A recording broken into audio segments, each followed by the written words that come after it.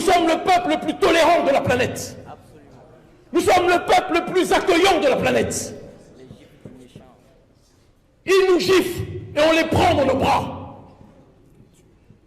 Ils nous tuent et on va pleurer avec eux.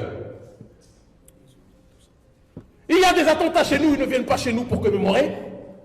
Mais il y a une personne ou deux à peine qui meurent chez eux et vous avez tous les présidents qui viennent, africains qui viennent commémorer chez eux. Il y a un moment où il faut qu'on cesse cette plaisanterie. La jeunesse africaine a décidé de prendre son destin en main et de ne plus attendre qu'un ministre ou qu'un président ou qu'un député nous donne l'aval d'agir. Nous allons agir par nous-mêmes désormais.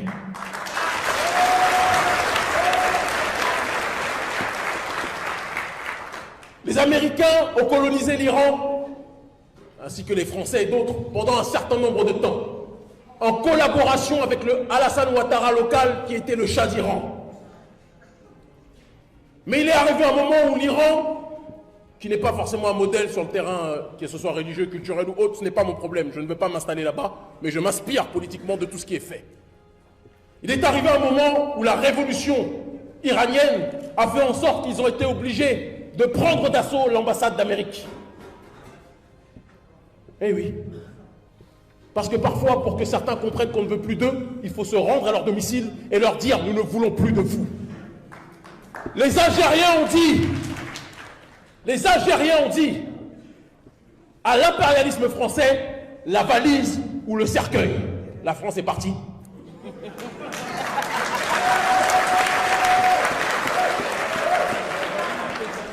Mais la vraie question à se poser, quels sont ceux et quelles sont celles parmi nous qui sont prêts à perdre leur vie pour que nos populations puissent être autodéterminées? C'est une question aujourd'hui qu'on doit être capable de se poser.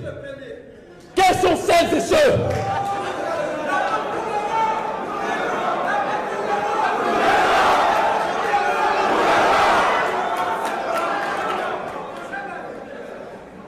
parce que tant que l'Africain ne sera pas prêt à perdre le peu qu'il a pour sa souveraineté, la France pourra continuer à dormir sur ses deux oreilles, dans son lit ou dans son hamac.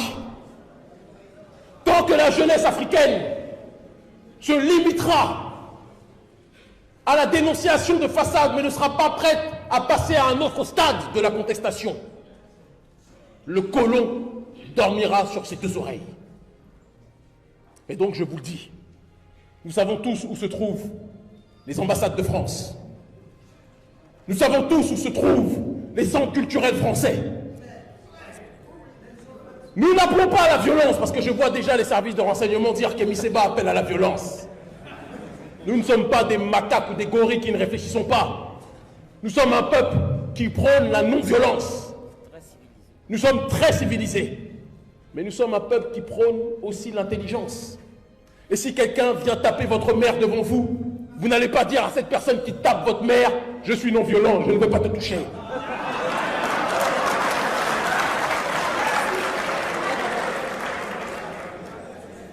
Et notre mère s'appelle l'Afrique.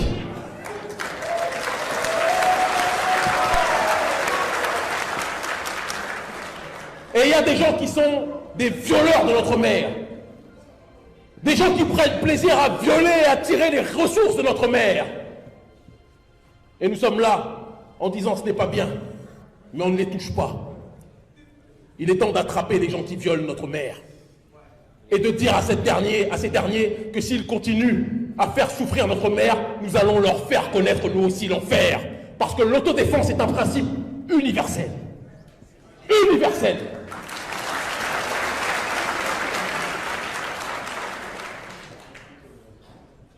Le franc CFA, ce n'est pas du terrorisme. Est-ce que c'est du terrorisme, oui ou non?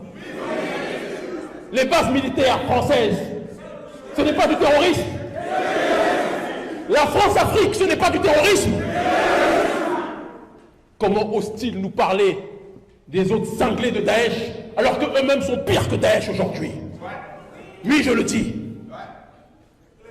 Je ne suis pas en train de faire une préférence en disant que je préfère l'un aux autres. Si on me donne le choix, je me battrai contre l'un et l'autre. Mais qu'on ne me fasse pas croire que parce qu'il y a le péril islamiste, je dois fermer les yeux sur le péril pluriséculaire qui n'a pas cessé de saigner notre continent depuis des siècles. Les deux sont à combattre. Et la seule façon de leur faire comprendre que nous ne voulons plus d'eux, ils le comprennent déjà, mais pas suffisamment. Vous avez vu les reportages ces derniers temps sur ce qu'ils ont appelé aujourd'hui le French bashing. J'ai rigolé. Le French bashing en anglais, c'est la persécution française. Aujourd'hui, ils accusent la jeunesse africaine de faire de la persécution anti-française. Est-ce qu'ils sont sérieux? Est-ce que nous lançons des drones sur la population française? Oui ou non? Est-ce que nous installons nos bases militaires du Burkina Faso à l'Élysée ou auprès de la Tour Eiffel? On n'aurait même pas de quoi payer l'avion pour aller là-bas de toute façon. Puisque nous sommes, à cause des plans d'ajustement structurel, limités dans tout ce que nous faisons. Ils nous assèchent, ils nous étranglent, ils nous asphyxient. Et après, ils viennent nous dire qu'ils nous aident. Nous ne voulons plus de leur aide. Il y a une jeunesse africaine aujourd'hui. Parce que nous ne tournons pas autour du pot. À chaque fois qu'un peuple souffre dans cette humanité, le peuple noir se mobilise pour les autres peuples. Vrai ou faux? Bon nombre d'entre nous se sont mobilisés pour soutenir la Palestine face aux barbares d'Israël. Mais nous attendons en retour. Nous attendons en retour que les Maghrébins soient aussi nombreux pour nous soutenir, sinon ils devront eux aussi s'expliquer avec nous. Nous sommes à l'ère de la réciprocité. Quand nous vous donnons la main, vous devez nous soutenir avec égale proportion en retour. Si vous ne le faites pas, ne vous réclamez pas africain quand ça vous arrange. Vous ne pouvez pas être sur le continent africain et appartenir plus à la Ligue arabe qu'au continent africain. Si vous êtes avec nous de jour comme de nuit. Et si vous ne voulez pas être avec nous, nous ne vous retiendrons pas, vous tracerez votre chemin. Il n'y aurait pas d'esclavage en Libye. Il n'y aurait pas d'esclavage en Mauritanie. Il n'y aurait pas d'esclavage dans le monde arabe aujourd'hui. Sans la complicité des criminels de l'Union européenne, mais aussi sans la complicité des premiers terroristes qui existent sur cette terre, en l'occurrence nos présidents africains.